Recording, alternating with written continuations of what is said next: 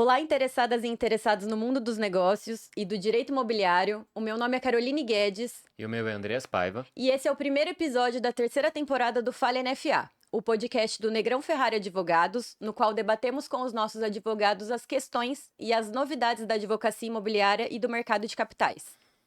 Pois é, estamos de volta para uma nova rodada de conversa com os nossos especialistas. É a nossa terceira temporada. A gente está muito ansioso de ter essas conversas e apresentar para vocês essas novidades. Esperamos que vocês curtam e que vocês aprendam tanto quanto a gente aprende. E exatamente nessa animação, nessa vontade de fazer uma nova temporada, a gente vai começar falando de um tópico que não tem como ser mais moderno, que é o tópico da inteligência artificial e de como ela afeta o nosso mundo jurídico, o mundo da advocacia e como que a gente se adapta a isso que está acontecendo. Bom, e para falar sobre esse tema, não teria outras pessoas senão as nossas embaixadoras em inovação. Nós temos aqui primeira convidada, a Natasha Carvalho, que já é conhecida aqui no podcast. Ela fez parte do episódio da primeira temporada de Neurociência. E além dela, trouxemos aqui também a sócia do NFA e a primeira apoiadora do nosso podcast, Paula Veite. Seja bem-vinda, Paula. Seja bem-vinda, Natasha. É um prazer ter vocês com nós. Obrigada, prazer é meu. Estou muito feliz de estar aqui abrindo a temporada 2025 e quero aproveitar para parabenizá-los, né? Depois aí já no terceiro ano de podcast por essa iniciativa extraordinária que enriquece o nosso escritório, que enriquece as nossas trocas, que nos provoca para pensar e refletir sobre coisas outras que não só a nossa rotina. Parabéns, Caroline, parabéns, Andreas. Obrigada, Caroline. Obrigada, Andrés. Super feliz de estar aqui novamente, né? Participar mais uma vez de um outro episódio e com um assunto tão interessante. Obrigada. Paula, como já é de costume aqui no nosso programa, a Natasha bem sabe, a gente sempre gosta de ouvir o nosso convidado, dele contar um pouco pra gente como é a trajetória dele dentro do direito e como ele veio parar aqui no NFA. Você pode, por favor, contar um pouco da sua história pra gente? Posso. Longas histórias, né? A gente vai fazer podcast só sobre isso, né? Brincadeira. Eu vou resumir, tentar ser breve. Vou começar falando de NFA, que é a minha vida, né? Que faz parte aqui que integra cada célula do meu corpo, da minha mente. E o NFA é uma surpresa muito feliz, né? Ano que vem completa uma década de Negrão Ferrari Advogados. Cheguei aqui com um contencioso sendo estruturado com uma mentalidade distinta pela Ana Tabit, minha sócia, que é responsável comigo aqui pelo contencioso. E eu digo que desde o dia 1, quando eu cheguei no Negrão Ferrari, eu me senti em casa. Eu cheguei para conversar o que seria uma entrevista com a Ana, se tornou uma conversa de 2 horas e meia, e desde então nós temos uma troca muito bonita, muito digna, e a gente faz com que essa troca e essa sinergia que nós temos, essa sincronia, reflita no nosso time hoje de 54 pessoas. Então, Uau. rapidamente, essa é a minha história no Negrão Ferrari, e é uma alegria estar aqui com vocês. E com relação ao direito, é curioso, porque eu venho de uma família de odontólogos, desde a Áustria, tataravós, etc. E meus irmãos, ambos, são odontólogos, meu pai é odontólogo. Então, eu cresci acreditando que eu seria também, só que meu pai, que é uma pessoa que tem uma mente muito aberta, sempre conversou muito comigo e questionava e tal. A gente conversando ali, ajudava ele muito na clínica, instrumentar, e ajudava quando a secretária não podia ir. Enfim, aquele convívio diário dentro do consultório odontológico. Eu falava: papai, eu não sei explicar, mas eu não me sinto nesse contexto, assim, vivendo isso no meu dia a dia quando eu, né, tiver na minha jornada de profissional. Porque eu gosto muito de me comunicar, eu não consigo imaginar que eu vou estar falando com uma pessoa, ela vai estar com a boca aberta e não consegue conversar comigo. E eu sempre tive essa coisa de resolver problemas. E o dia que eu descobri que eu sou uma resolvedora de problemas, que eu tenho essa aptidão, eu gosto, né, de encontrar solução e alternativas para as coisas. Ele falou assim: então vamos pensar em algo, porque de fato a odontologia talvez não seja só praia.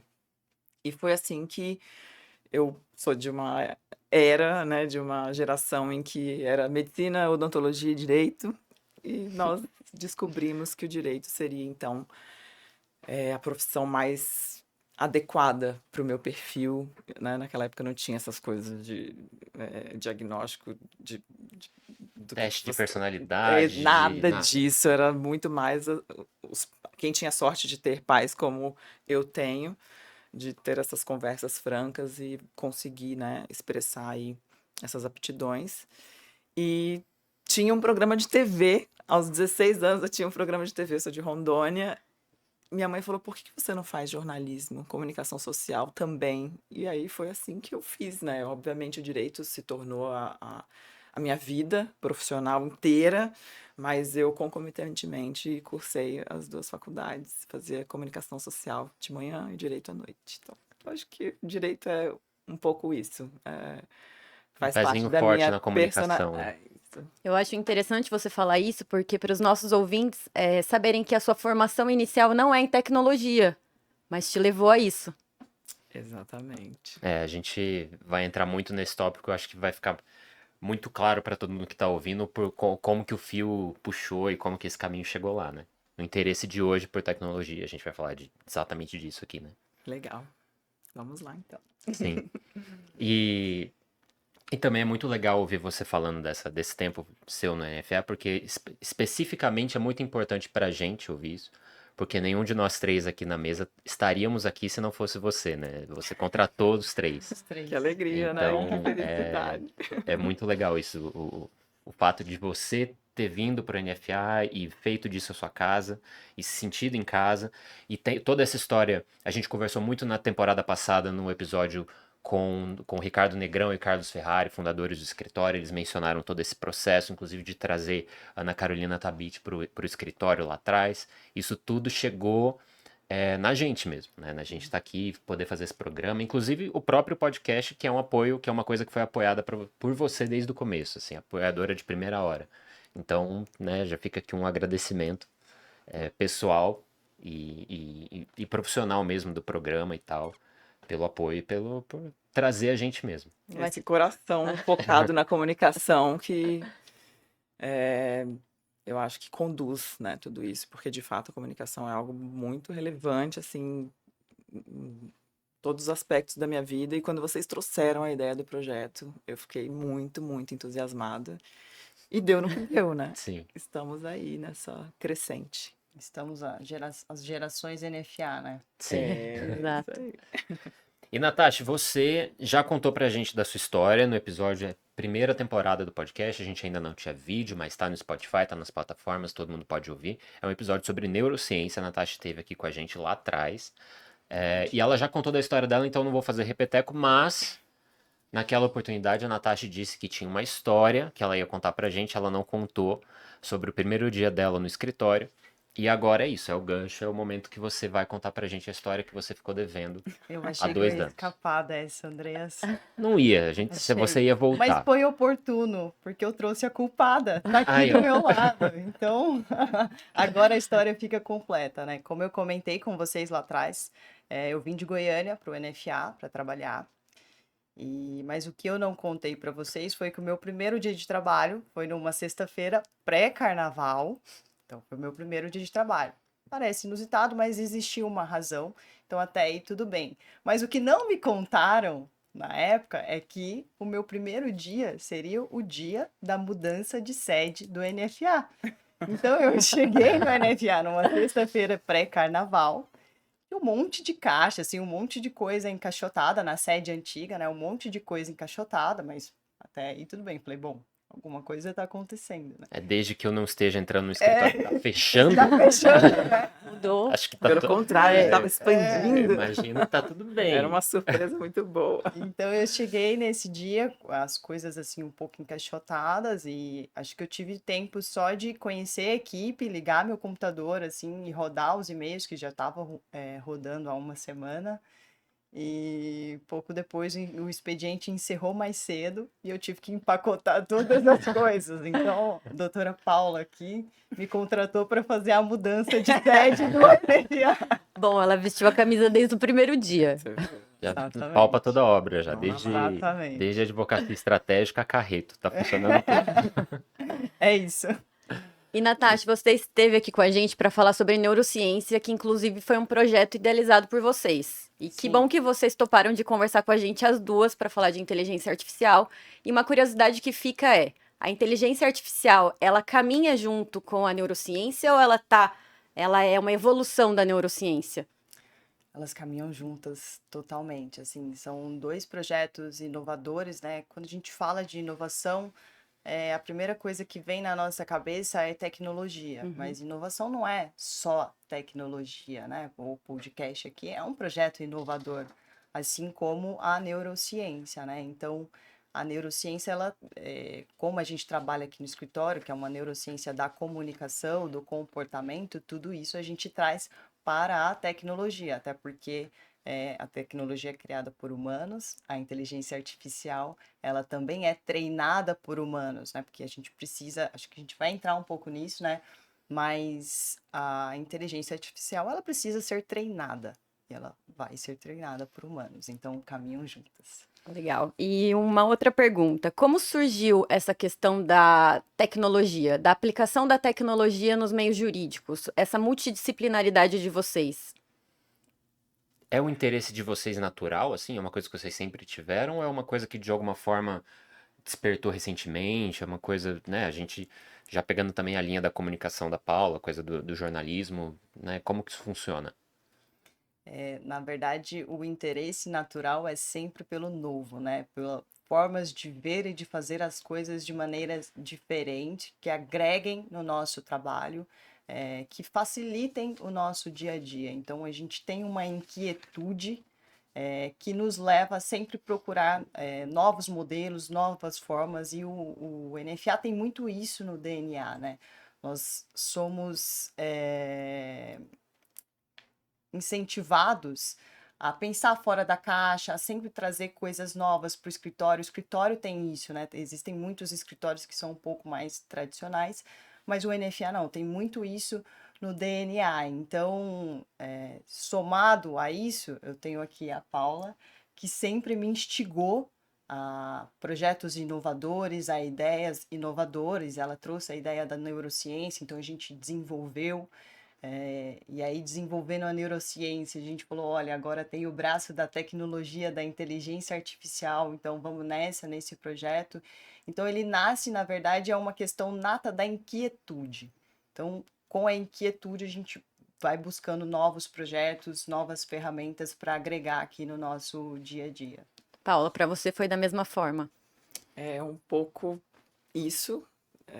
Acho que num contexto mais NFA, sim, mas eu acredito que quando você trabalha com um time que é treinado e para ter um olhar centrado e focado no ser humano, você começa a olhar para as outras ciências que orbitam e não só para o direito, né? O nosso mundo jurídico fica muito pequeno quando a gente olha as oportunidades que nós temos de trazer outras ferramentas poderosas para trazer eficiência, para trazer conforto cognitivo, para trazer agilidade, para trazer precisão, para que sejamos mais cirúrgicos no nosso trabalho.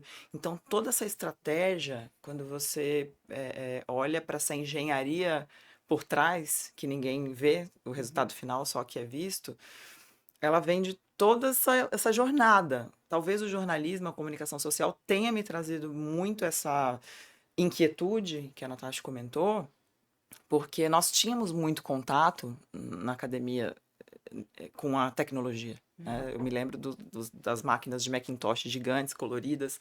Falava, meu Deus, como que eu vou mexer nisso? Eu não tenho ideia. Então, nós tínhamos aula para fazer edição de texto, para usar CorelDRAW, para fazer, para estruturar projeto de jornal impresso. Então, era muito Diagramação, essas coisas. tudo isso a gente tinha. Então, talvez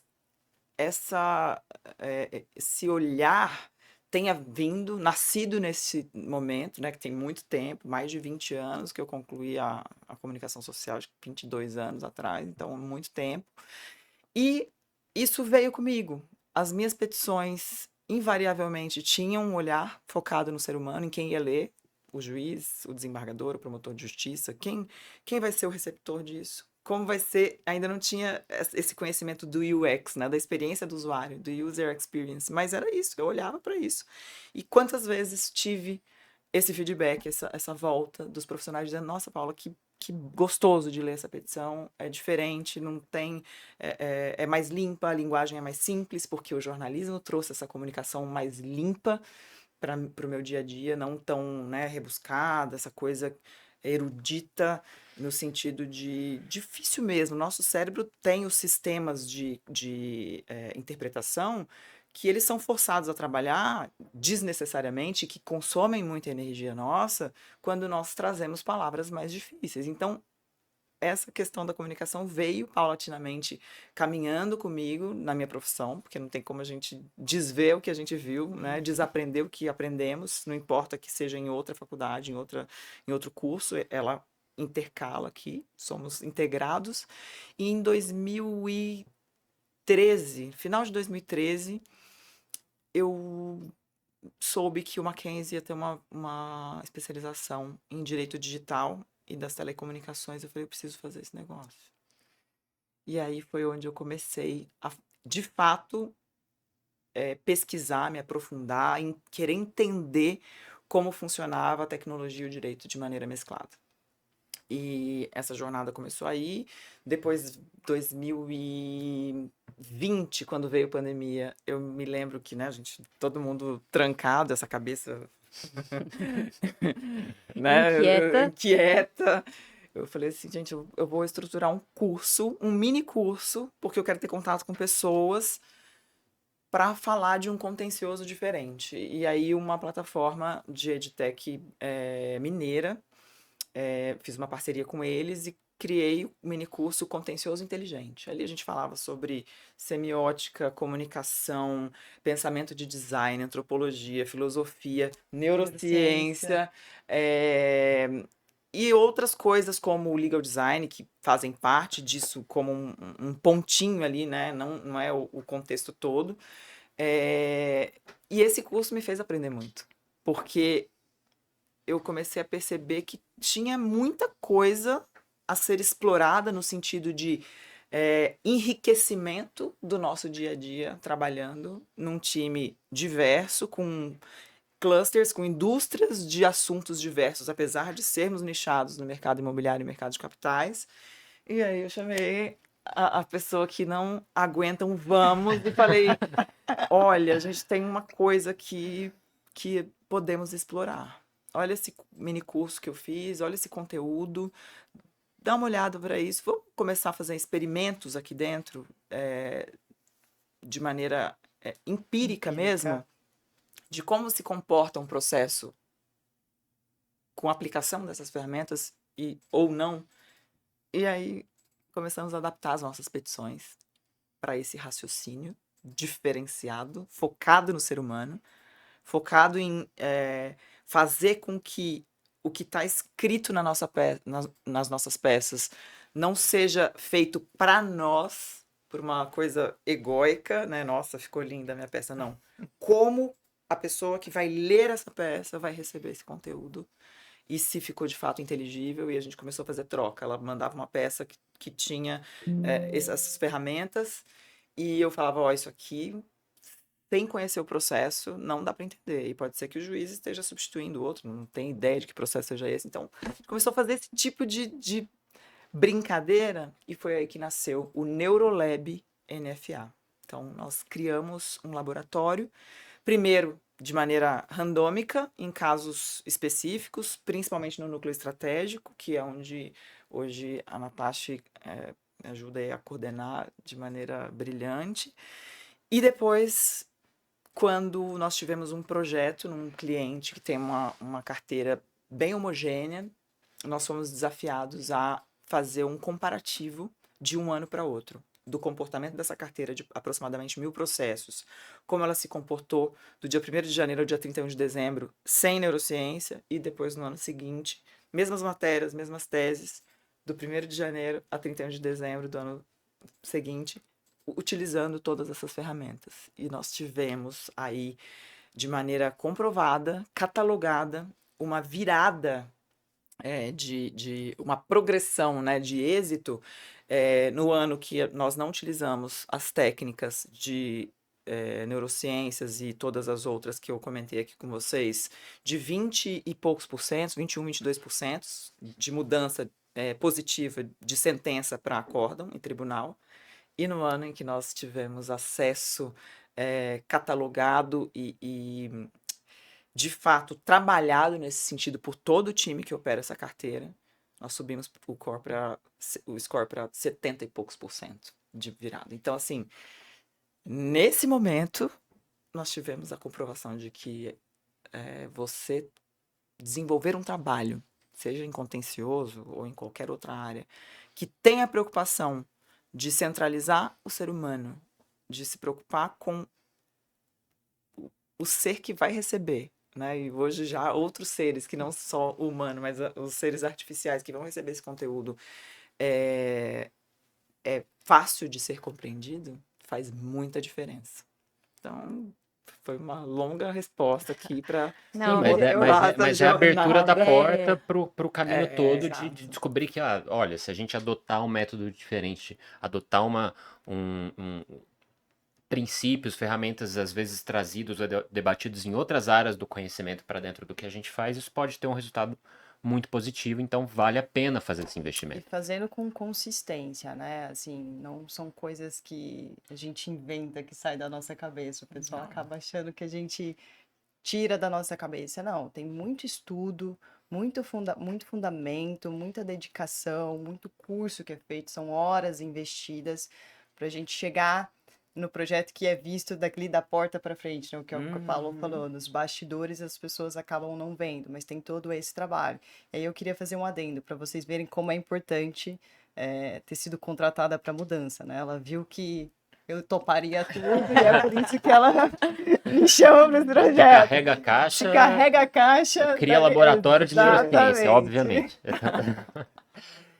Mas assim, a gente tá falando aqui de mundo jurídico, assim, da advocacia e tudo, e pelo menos, né, existe um certo apego. Você mesmo comentou da questão do juridiquês, dos termos difíceis, da coisa de escrever de um jeito rebuscado que ninguém entende, a não ser que seja advogado ou seja da área. Dentro do nosso meio, vocês encontraram muita dificuldade de cultura, assim? Você sente essa resistência? Porque eu lembro da gente conversar sobre o Neurolab no outro episódio da primeira temporada, e essa preocupação com a experiência do usuário, né? Quando você escreve, você sabe que um juiz vai ler, ou um assessor, um estagiário do juiz vai ler, e você precisa que ele entenda aquilo. Então, de alguma forma, o que você está tentando fazer é adaptar aquilo para que aquilo seja muito palatável para ele. Mas e aplicar isso dentro do próprio escritório? Porque o próprio escritório, às vezes, não é o recipiente daquilo. Você não está adaptando para ele, você está tentando convencer, vamos fazer diferente do que a gente está acostumado a fazer. Ou mesmo quando você apresenta uma coisa para o juiz mesmo, para um desembargador, uma coisa em visual law que a gente fala, às vezes um diagrama, uma coisa diferente de um texto escrito corrido como a gente costuma fazer. Como que vocês percebem isso? Existe essa resistência mesmo? Ou também existe um certo exagero? Tipo, na verdade, no fundo, todo mundo é meio resistente, a gente só tem que passar por isso mesmo e bola pra frente.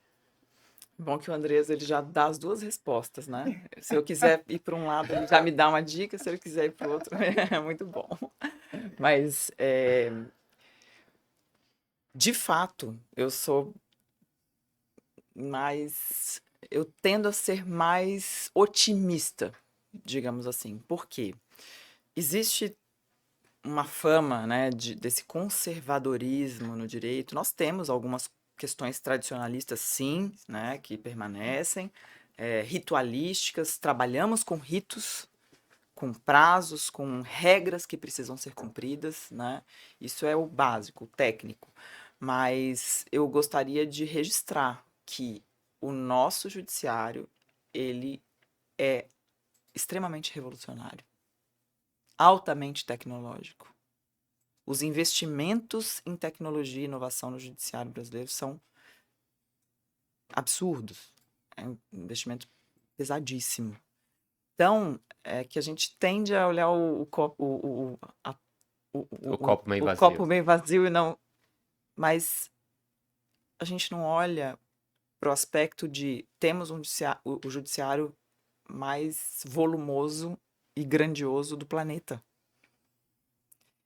Dar conta desses milhões e milhões de processos não é algo simples. E sem a tecnologia, sem a inovação, sem os investimentos que nós temos no Brasil, seria impossível de conseguir. Então, roda no judiciário brasileiro muita tecnologia, tem muitos robôs trabalhando, tem inteligência artificial implantada, inclusive temos aí uma regulamentação recente, a Natasha vai falar um pouquinho, mas tem muita coisa legal acontecendo. E a gente precisa iluminar isso também, né? É desafiador para profissões tradicionalistas romper com tudo isso e conseguir fazer o que a gente tem feito. Então, temos questões de ausência de padronização, de coisas outliers, né? Decisões fora da curva, que você fala, não é possível, não foi lido o que eu pedi. Existe amorosidade? É óbvio, esses desafios são naturais, né? São implicações consequentes do que a gente tem de judiciário. A nossa cultura é altamente beligerante, então temos muita coisa, mas a gente tem esse lado bacana que precisa ser ressaltado. E a receptividade, Caroline, Andreas, ela é muito grande. Quem não gosta de conforto? Quem não gosta de receber uma petição e entender o que está escrito nela? Entender o que está sendo pedido nela? Porque assim como nós reclamamos de decisões que parecem que foram proferidas sem leitura do que a gente pediu, os juízes reclamam de que não estão entendendo o que está sendo pedido. Então, nós temos questões e desafios de toda a ordem, né? Que a gente olha sempre para quem está do outro lado da mesa. Mas a receptividade é muito positiva, os elogios são recorrentes, a compreensão do que a gente quer é reconhecida, inclusive através das decisões, porque quando você expõe de maneira clara o que você quer, a decisão vem assertiva, a tendência é que ela venha muito mais assertiva. O respeito por uma petição bem feita faz com que a gente mereça uma decisão bem feita também. Então, eu acredito que não seja um trabalho em vão. É um trabalho que é um passinho por dia, como a Natasha costuma dizer, mas que surte um efeito na jornada de longo prazo e consistência e persistência muito grande. Bom, eu acho que com essa pergunta a gente já pode iniciar no nosso tópico de hoje, falando sobre a inteligência artificial. Mas antes de começar falando quais são os tipos de ferramenta e como é feita a implantação, eu acho que é importante a gente usar a frase que está muito em alta, que já está caída até, mas sobre a substituição dos advogados pelo uso da inteligência artificial. Isso não vai acontecer, né, Paula? Olha, Cuidado, hein? Vou tentar. A pergunta é desgastada, mas continua polêmica, né?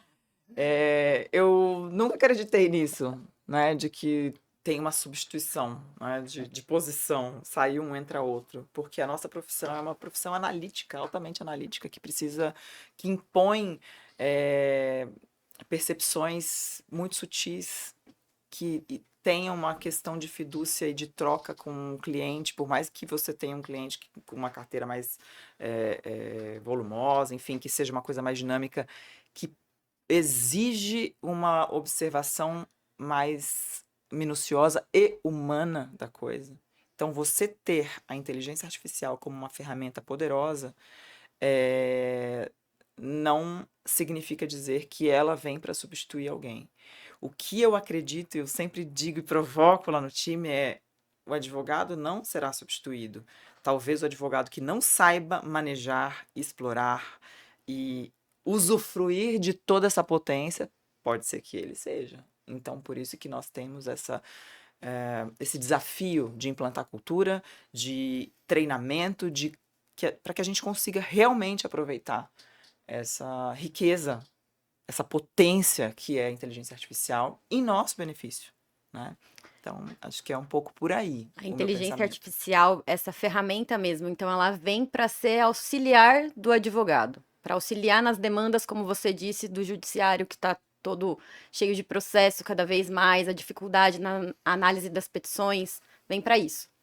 É um belíssimo auxiliar, eu diria até que é uma parceria, né? Os agentes autônomos aí que o futuro promete para nós, eu acho que vai ser uma equipe multidisciplinar de mix de inteligência humana com inteligência artificial. Então, é muito mais um trabalho em conjunto que se agrega do que algo desvinculado. Tipo, aqui tem uma inteligência. Não, é como se você tivesse realmente parceiros de trabalho ali que vão potencializar e que vão trazer o profissional do direito e de outras áreas, né? Eu não vou me meter muito no que eu não sei, mas o que eu percebo, né, nos eventos, nos cursos e tudo que a gente tem participado, é que a habilidade da ambivalência, né, essa coisa de não olharmos só pro autocentramento mesmo, né, pro nosso umbigo de tô no mundo jurídico, não vou sair daqui, quero ficar aqui, quero morrer aqui. Não. Essa ambivalência, esse nexialismo, né, que a gente fala, que é um profissional que tem aí uma visão 360 de mundo, que tem conhecimento, que sabe conversar em todas as áreas, até porque a gente precisa conversar de negócios, enfim, de economia, no aspecto social, política, precisamos saber de tudo isso. E como não da tecnologia, que é algo impregnado na nossa vida. Então, este profissional, em conjunto com a inteligência artificial, que vai ser uma realidade natural do nosso dia a dia, é isso que vai construir o mundo jurídico, os escritórios que querem se adequar a essa nova era, ao século XXI, que de fato chegou com essa criação humana, que é a inteligência artificial, e é muito rico para todos nós. Bem, sabendo que o meu emprego está garantido,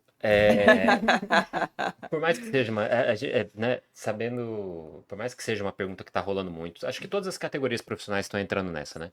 De a preocupação, porque se você tem uma coisa que hoje você faz e está vindo um robô, uma tecnologia que pode substituir isso, eu nunca preocupado se a sua função está em risco ou não, né? Mas, enfim, é muito na linha do que você comentou, né, Paula? Acho que talvez seja mais uma ferramenta para uma caixa de ferramentas que já existe. E a gente precisa aprender a usar, porque no final das contas, aquela ferramenta vai se tornar tão normal, tão corriqueira, que se você não souber usar, você tá, né, aí sim você tá não, talvez não em pé de igualdade com outros profissionais, mas com outros profissionais, não com a ferramenta em si, né? São coisas diferentes, né?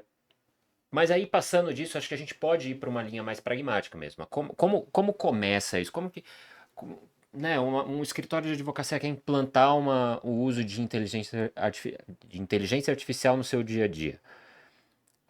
Por onde ele começa? O que tem de ferramenta? Você pode fazer isso, porque hoje você entra na internet ou a gente recebe notícia e involuntariamente você ouve falar ChatGPT, sei lá, Gemini, DeepSeek, você tem uma série de coisas que sempre aparecem no noticiário. Elas são as famosas, mas assim, é só pegar uma delas e sair usando. E só existem elas. O que mais tem de coisa aí? A pergunta do milhão, né?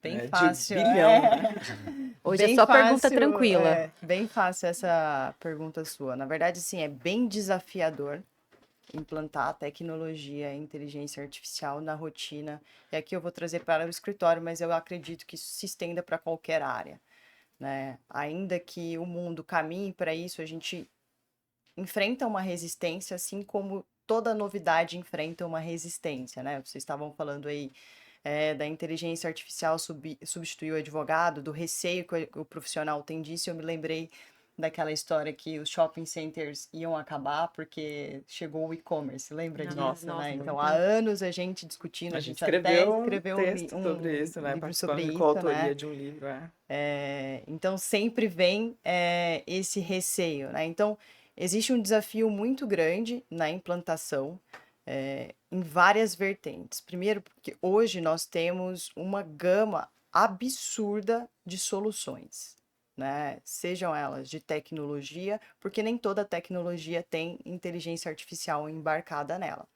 Então, soluções de tecnologia, soluções com inteligência artificial embarcada, é um mundo, assim, muito vasto. Então, se você for na unha pesquisar, é muito difícil você achar. Então, para além disso, existe a dificuldade de você ter uma base de dados absolutamente sólida, porque a tecnologia ela vai trabalhar com dados. Ela precisa partir de algum lugar, e esse lugar são dados.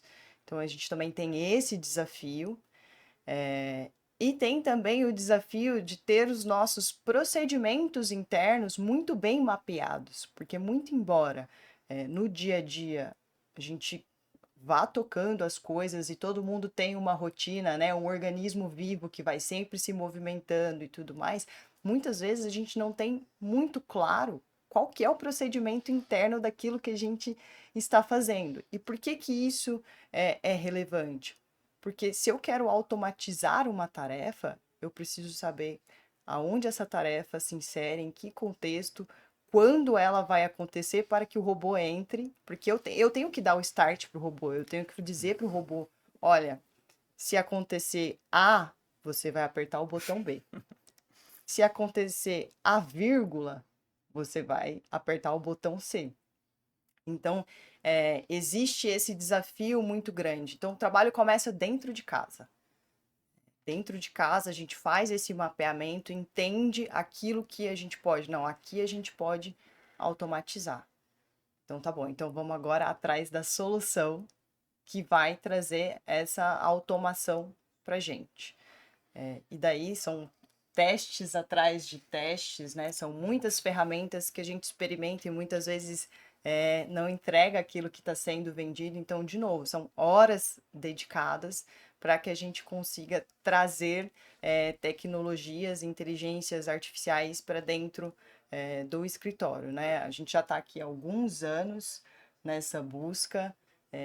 Depois de anos aí trabalhando com uma inteligência artificial generativa, nós criamos um assistente jurídico que, enfim, vou deixar para a Paula falar um pouquinho dele, mas durante quase 2 anos eu e a Paula criamos, estamos testando só eu e ela, o tempo inteiro, corrigindo a rota, porque você tem que fazer isso, né? Como eu falei, que a neurociência e a tecnologia, a inteligência artificial andam juntas.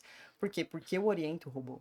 Eu oriento a inteligência artificial no que ela tem que fazer e ela vai me responder exatamente dentro da medida que eu orientei ela. Então, assim, não é mágica.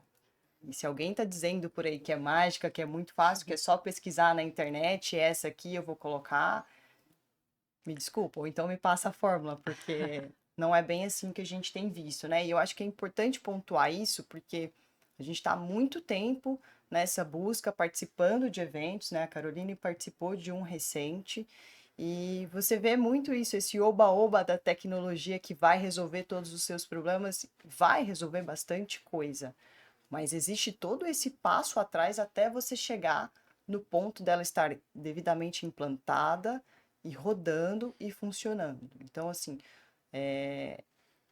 existe esse desafio, a gente tem criado, tem estudado, tem dedicado horas, né? O escritório hoje tem bastante tecnologia embarcada.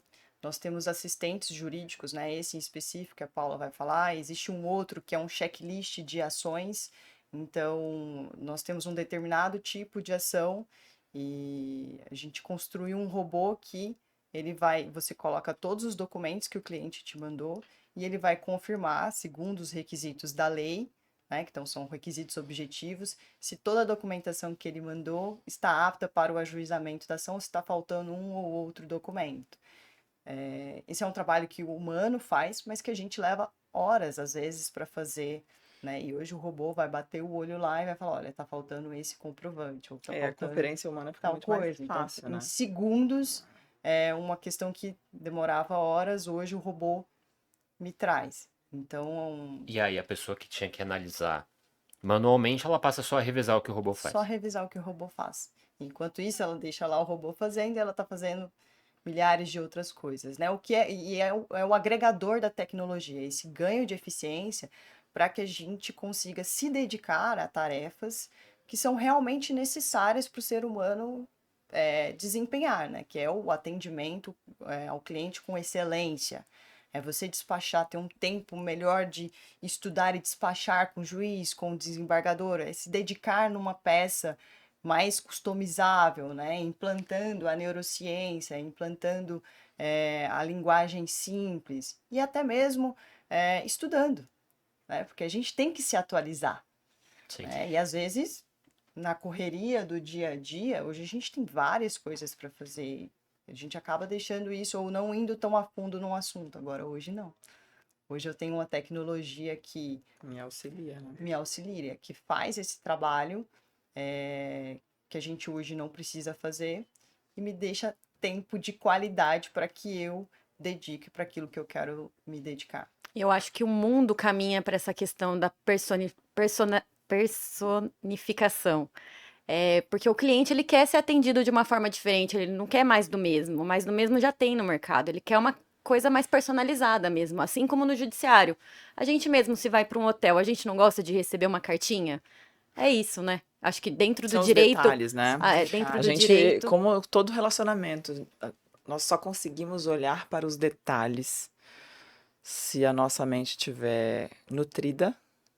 E nutrir a mente é estudar, conversar com pessoas, fazer cursos, imersões, mergulhar, fazer eventos no escritório, conversar com o cliente.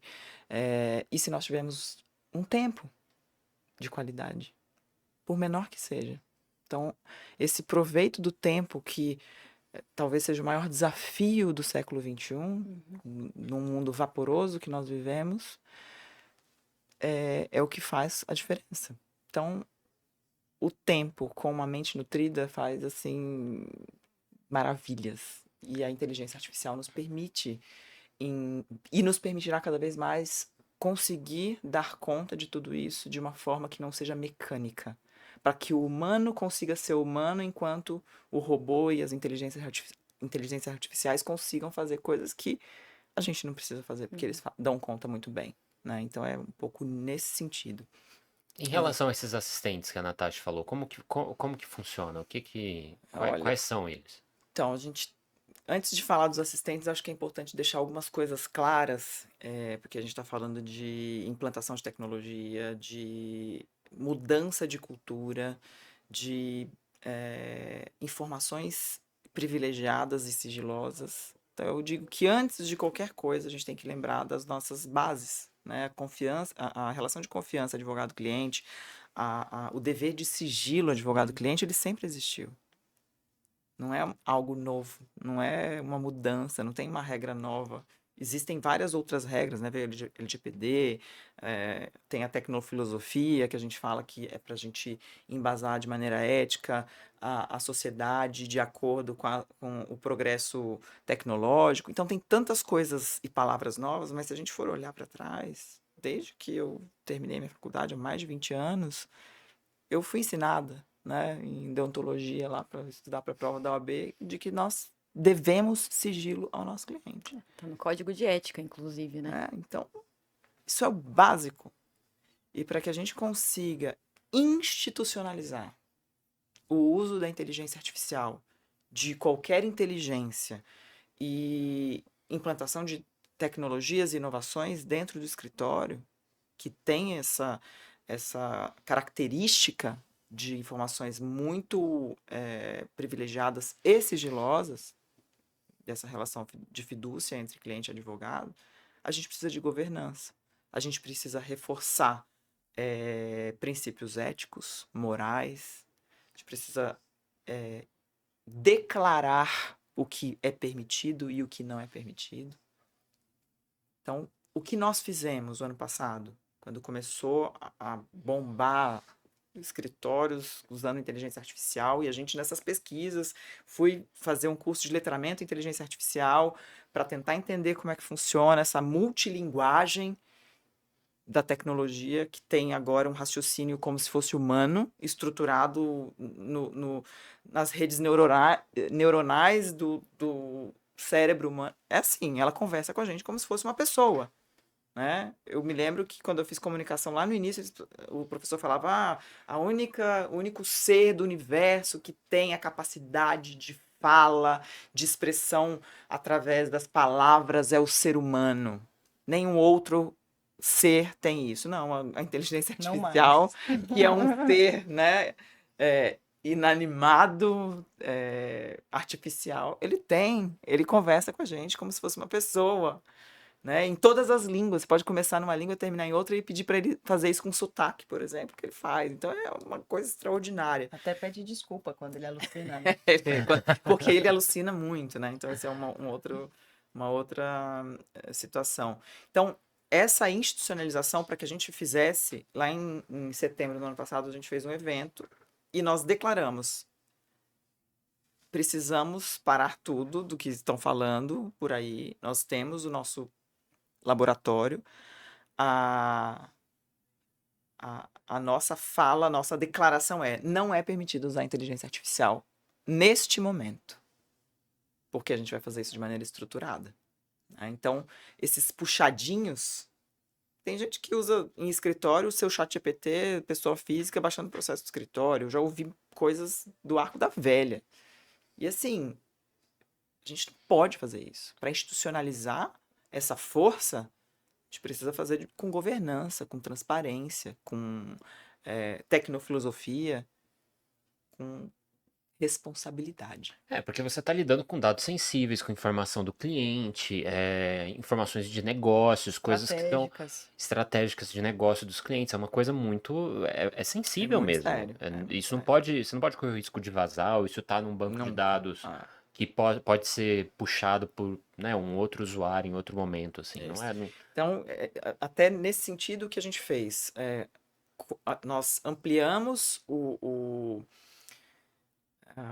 piloto. nós populamos o nosso laboratório com uma primeira camada de pessoas do nosso time que têm já essa aptidão tecnológica, que gostam desse dia a dia, e liderança, que é super importante, para, primeiro, todos eles assumem esse compromisso, renovam esses votos, né, através de um NDA, de que tudo aqui no nosso laboratório é sigiloso e não pode ser comentado fora. Isso são criações e filhotes do escritório, né? Então, tudo isso que nós fazemos é do escritório, né? É do Negrão Ferrari Advogados. E, além disso, a gente vai fazer com que essa cultura consciente, responsável e ética seja disseminada a partir de então. Porque não dá para você fazer isso de maneira atropelada, não, é muito sério. Então a gente fez isso, tem profissionais trabalhando no laboratório no dia a dia de maneira concreta, né, assumindo esse compromisso e essa responsabilidade e fazendo com que a inteligência comece a entrar na cultura desta forma, oficialmente, né, de maneira institucional, com ferramentas que são oficialmente contratadas pelo escritório, né, não são pessoas que trabalham ali, usam no seu celular ou em algum lugar. Isso não é válido. Então, a partir disso, nós apresentamos os nossos assistentes para essas pessoas, que são assistentes que a gente treina. O mais antigo, que é um assistente de cunho analítico, estratégico, ele foi treinado dentro dos paradigmas, dos parâmetros que eu trouxe para vocês no começo da nossa conversa, Negrão Ferrari Advogados, que é um litígio, né, um contencioso pautado na antropologia, no pensamento de design, na filosofia, na neurociência, na psicanálise, tudo isso, na linguagem simples, no conforto cognitivo, na experiência do usuário. Então, nós começamos a treinar nosso assistente através dos nossos parâmetros. Fica muito mais fácil quando a gente tem missão, visão, valores muito bem estabelecidos, fica muito mais fácil de você treinar. Eu falo que é como treinar um novo profissional que chega, um estagiário que não conhecia esse mundo, esse universo, e a gente vai paulatinamente imputando essas informações neste assistente de inteligência que hoje fala totalmente a nossa língua. É muito interessante. Então a gente foi treinando com conteúdo, com peças, com teorias e fundamentos que a gente, de fontes que nós usamos, tanto nacionais quanto internacionais, que trazem eh, estes ideais, e a partir disso nós construímos esses assistentes. Eu acho que é muito importante também ter os sócios engajados nisso, né? Porque isso muda tudo, faz com que todas as pessoas queiram usar o uso da É ferramenta. fundamental. Eu vou deixar vocês falarem, porque para mim seria, né, suspeito eu falar. Eu acho que é Não, fundamental, é né? fundamental, até porque, como a gente está dizendo aqui, é uma implantação de cultura. Então, cultura, você não escolhe se você Uhum. adere ou não. Né? A cultura do escritório é essa. Então, ela vem dos sócios e vai passando aqui nas gerações que nós somos aqui de NFA. Então, até falei isso no começo, né? O NFA tem essa cultura da inovação, do fazer diferente, né? Todos têm, do início ao fim. Então, sim, tem que vir dos sócios também. Ô, Natasha, e agora falando um pouquinho mais sobre o ganho de eficiência, como essas ferramentas elas podem auxiliar a gente no dia a dia? E quais são? Desde tarefas muito simples até geração de conteúdo, né?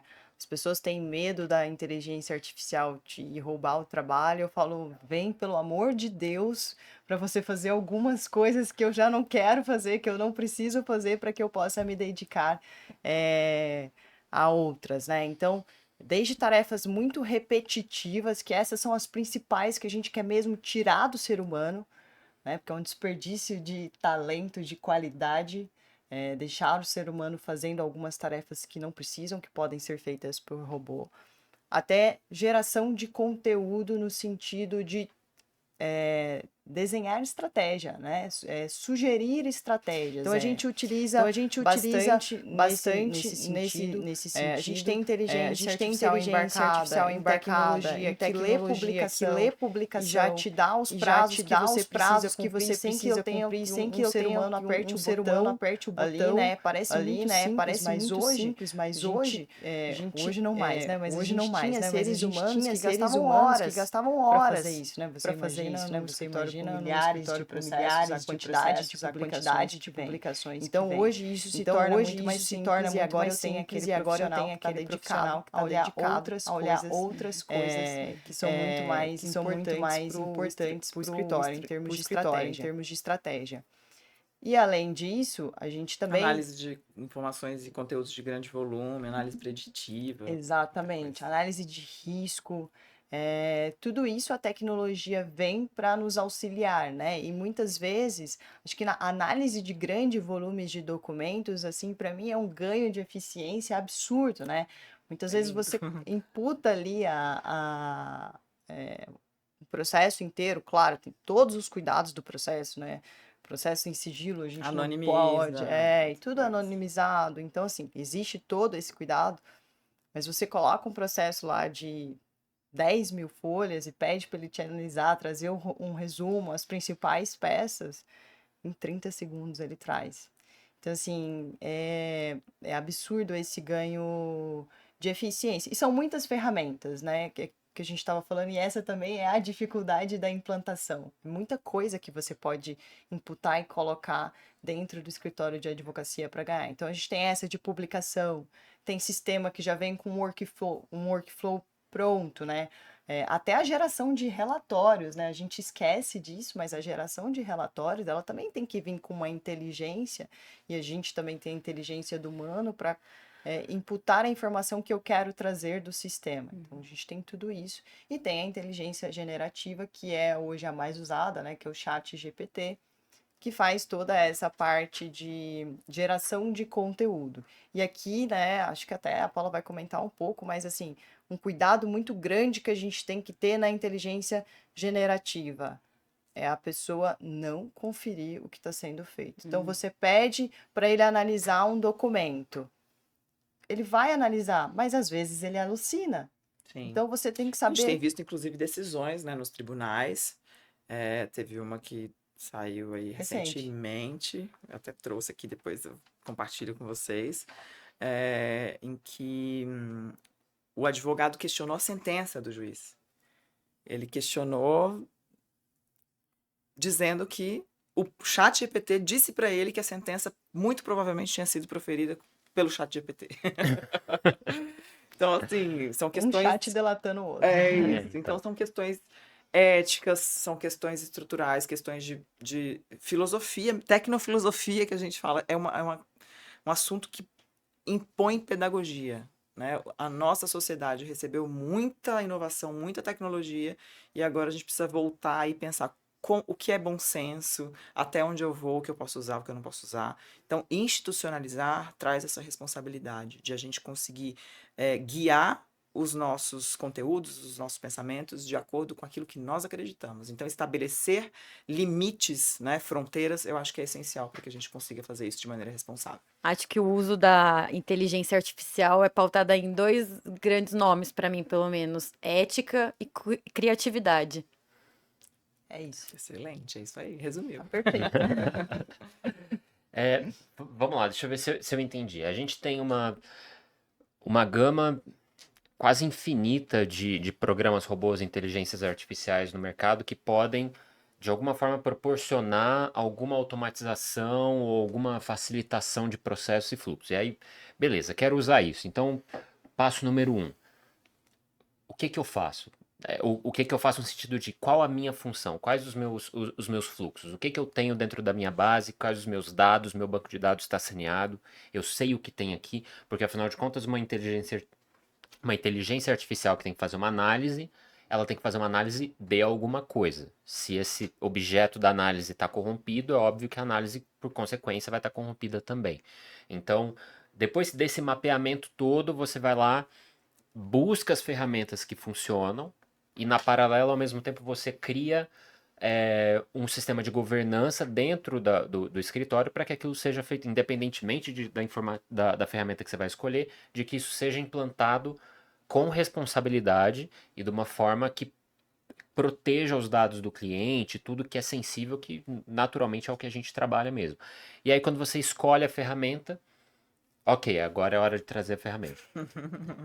E aí? A gente acha que aperta um botão e tá tudo certo, né? Essa é a minha pergunta, exatamente. A Não. ferramenta vem pronta, porque a gente está falando aqui, vocês acabaram de falar pra gente de assistentes. A gente vem treinando assistente.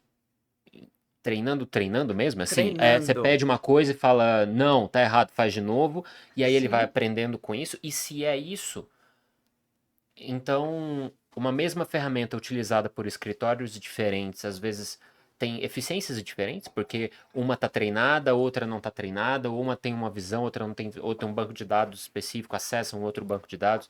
Então, não vem pronto. Não vem pronto e você precisa fazer isso funcionar. Como que é esse processo? Interessante, Andrés. Se você trouxer um novo integrante para o seu time e não disser nada para ele e falar assim, tá aqui, você acha que ele vai entender sua cultura, entender a forma como são seus fluxos, entender como as coisas precisam funcionar, qual é a engenharia por trás de tudo que acontece? Não. A inteligência artificial é da mesma maneira. O racional é o mesmo.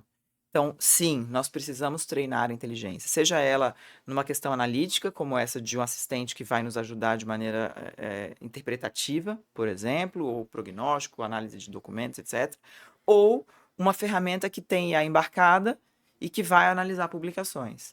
Eu tenho todo um trabalho de direcionamento dessa inteligência. Senão ela não vai saber o que fazer. Então, eu tenho a inteligência, eu tenho aqui um produto que tem inteligência artificial embarcada, que vai ler as publicações e vai agendar. Para ela agendar, eu preciso ter uma porta que entra no meu sistema de agendamento, que os advogados baixam todos os dias lá na agenda deles, para que eles tenham acesso ao que foi agendado. Então, a inteligência ela não faz nada sozinha. Não é que ela vai sair andando, vai entrar no computador, vai fazer... Não. Eu preciso conectar todas essas pontas para que esse fio condutor leve a algum lugar. E até o agendamento, a estrutura, a árvore de pensamento do que vai ser agendado parte de nós. Porque eu já tenho uma cultura de agendamento. Eu tenho nomenclaturas que são imputadas a determinados atos judiciais para que eu cumpra um prazo. Essa cultura continua. Então, eu preciso ensinar a inteligência, colocar uma árvore para que ela aprenda aquilo e ela utilize a regra sempre da mesma maneira desde que esteja dentro desse contexto. Então, eu preciso ensinar, eu preciso trazer contexto, eu preciso ensinar, educar essa inteligência para que ela faça tudo isso dentro da minha filosofia de trabalho. É assim, é treinamento mesmo, conexão de portas e ferramentas. Então, se nós temos, por exemplo, um sistema que não abre porta para uma inteligência, para uma tecnologia, eu já não consigo fazer isso. Aí eu preciso revisitar para ver se o meu fornecedor consegue abrir essa porta. Se ele não conseguir, talvez eu precise mudar de fornecedor. É desafiador. É um trabalho Vai hercúleo. puxando um fio e vai saindo vários outros, É um né? trabalho Isso, e hercúleo. é isso que a gente está falando do desafio da implantação, né? Porque a gente gostaria de pegar o produto na prateleira e já abrir e já sair utilizando, né? Sim. Mas não. Então tem todo esse trabalho. Chegou a tecnologia aqui, agora, bom, pessoal, agora a gente precisa testar. Aí você vê a carinha das pessoas murchando. Ah, mas já não tá pronto? Ah, mas não tá funcionando do jeito que deveria. Não, calma. É assim que a gente faz. A gente ficou anos treinando uma inteligência para poder abrir agora para as pessoas. E hoje o que essa inteligência me entrega de resposta é absolutamente diferente do que ela me entregava há 2 anos.